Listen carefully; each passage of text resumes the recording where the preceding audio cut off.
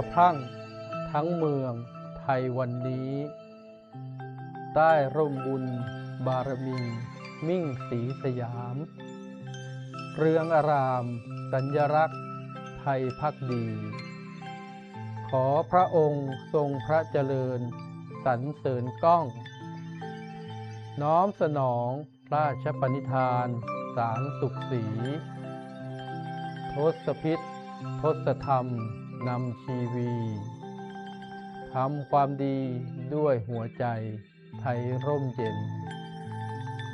ด้วยเกล้าด้วยกระหม่อมขอเดชะข้าพระพุทธเจ้านายภูมินทร์สิเนหวัฒนะนายกเทศมนตรีเมืองมุกดาหารพร้อมด้วยข้าราชการและเจ้าหน้าที่เทศบาลเมืองมุกดาหาร